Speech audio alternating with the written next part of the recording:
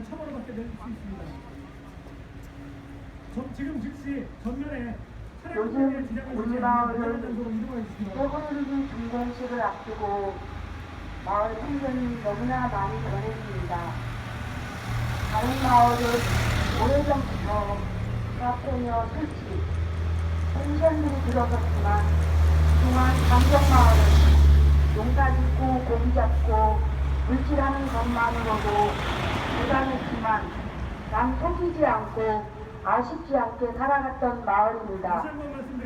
그런데 2011년 세븐리기 공사가 본격적으로 시작되면서 이 마을은 하루가 다르게 변해가고 있습니다. 민간밭이 없어지고 새 도로가 생기고 펜션이 생기고 식당이 생기고 포사마트 사거리엔 식사하러 나온 공사장 인부들의 차량이 부실하게 늘어서 있고 공사장까지 오는 길바닥엔 버려진 담배꽁초와 일회용 컵 등 쓰레기가 마구 버려져 눈살을 찌푸리게 했었습니다. 그러던 작년 12월 제7기동전단이 창설된 이후부터는 군대 차량과 군복을 입은 군인들이 마을 안길을 통행하고 부동산 관계자들이 고급 승용차를 타고 마을 안길까지 들어와 주민들에게 값을 잘 쳐줄 테니 땅을 팔라고 노골적으로 유혹합니다. 그리고 군가와 군함의 무전 전파 소리와 시도 때도 없이 울려 퍼지는 군함의 기적소리 등 정말 놀라울 정도로 급속하게 마을 풍경이 변해가고 있습니다.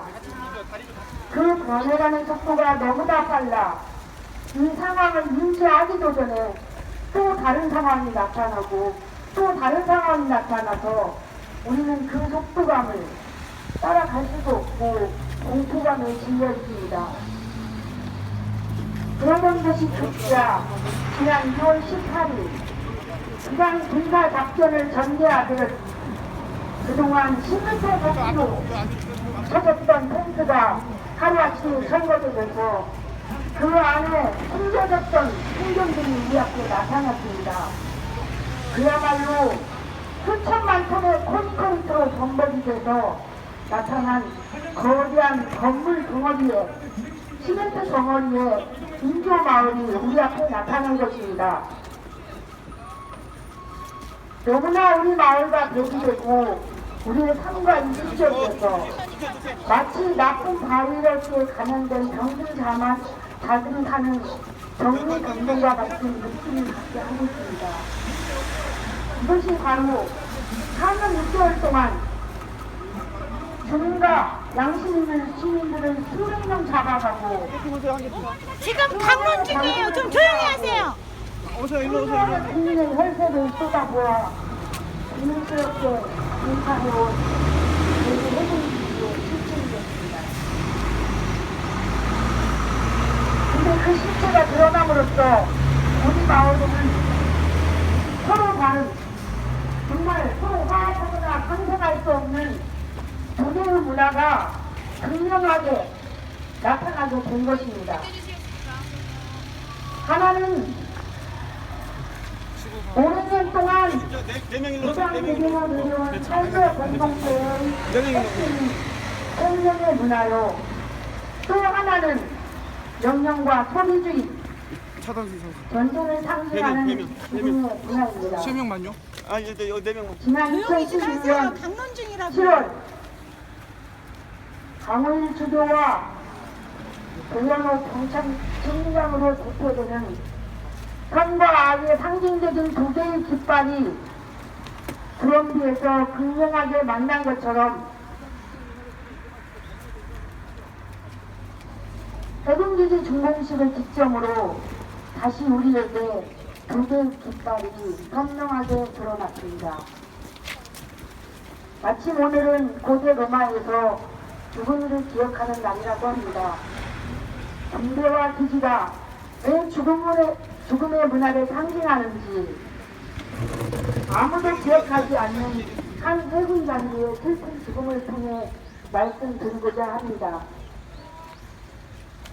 2015년 2월 군간사 천막에 대한 행정 대집행이 있었습니다.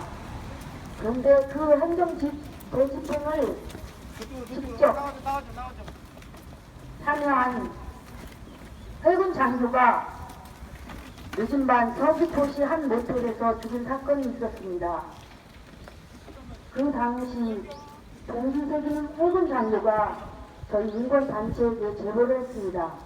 그 내용은 다음과 같습니다. 그는 천주교 신자로서 평소 정의구현 사제단 활동을 지지하였고 제주 해군기지 반대운동을 하는 천주교회의 입장을 옹호하다 두 번 군인들과 논쟁을 한 적도 있으며 제주 해군기지에 배치되면서 양심적인 대응을 많이 수고했다고 합니다. 그리고 그날 군간사 행정대집행에 직접 참여하면서 숙소로 돌아와 군인들과 함께 술을 먹었는데 갑자기 죽었다는 것입니다. 너무도 이상하니 인권단체에서 조사를 해달라는 것이었습니다.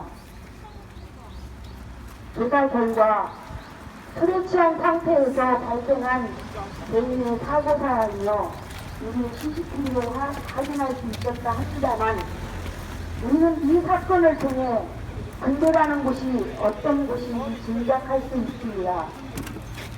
그리스도인으로서 자기 신앙과 양심에 따라 살아가기 힘든 곳이며 괴로워하다 급기야 싸늘한 시체로 변해버린 그 과정에 얼마나 고독했을까 생각하면 마음이 아픕니다.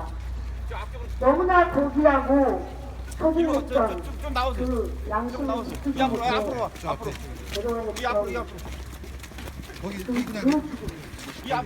아무도 기억하지 못하는 그 해군 장교의 비참한 죽음 뒤에 감추어진 안보라는 거짓 이데올기가 바로 이 문화의 핵심이라는 것을 생각하게 됩니다.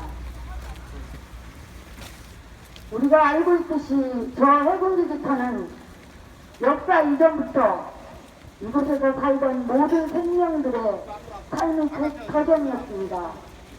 특히 주민들의 부럽이는 어려운 일이 있을 때 한숨을 돌리기도 하고 즐거운 일이 있을 때 낚시도 하면서 술잔 기울이던 마을의 위안처였습니다.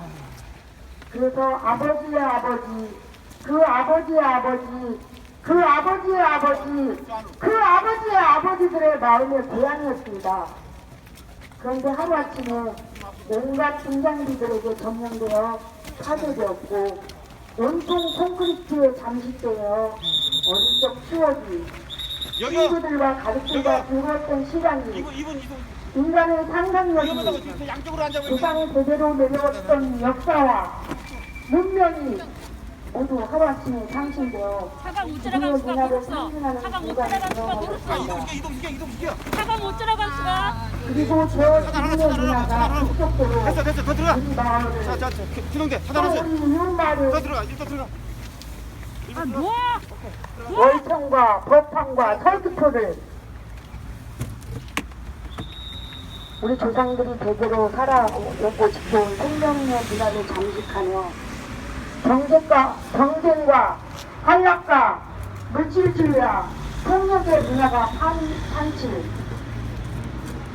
판치인데 소위 해군기지로 인해 이해관계에 걸린 사람들과 거짓된 군사주의 이론을 전파하는 이들과 갈라진 사람들의 마음을 비집고 들어온 수비다 보니 이제 공사도 다 되었는데 뭘 더 하느냐고 이제 그만하고 다른 방식의 투쟁을 전도하라고 저희한테 분노하게 유혹하고 그 본질을 은폐하려고 하고 있습니다.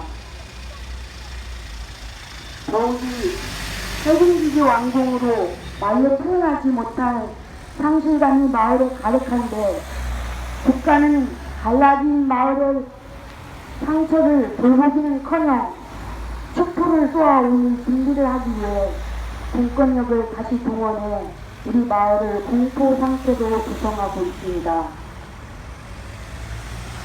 그 유명한 만화 송곳에서 서 있는 곳이 다르면 보이는 풍경도 다르게 보인다고 말했듯이 이러한 사실에 대해 오늘의 부분도 이야기하고 있습니다. 예수님이 제자들에게 물었습니다. 사람들은 나를 누구라고 하느냐? 그러자 제자들은 사람들의 이야기를 전합니다. 세례가 요한이라고 합니다. 또는 엘리야라고 합니다. 또는 에레미야라고 합니다. 라고 각각 자신의 체험이나 처지에 따라서 부르고 있다는 것을 말합니다. 그러자 얼마나 답답했는지 예수님은 제자들에게 물었습니다. 그러면 너희들은 나를 뭐라고 할래? 라고 하고 묻습니다. 그런데 그 제자들 가운데 오직 한 명이 시몬 베드로만이 살아계신 하느님의 아들인 그리스도라고 대답합니다.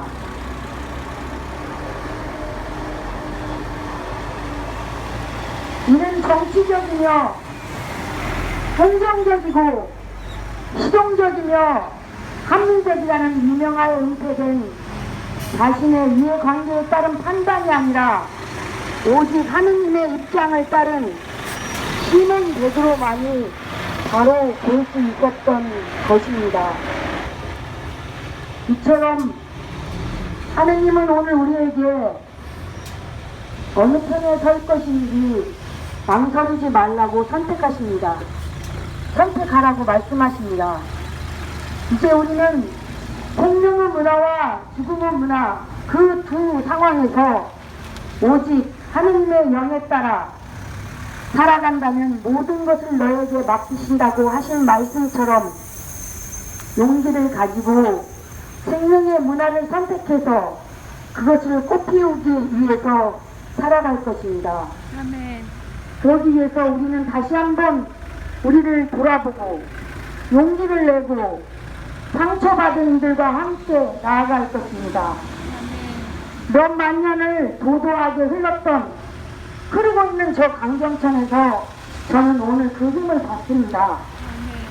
그리고 내 믿음이 너를 살렸다고 하신 예수님의 말씀을 사순절인 오늘 깊이 묵상해 봅니다. 아멘.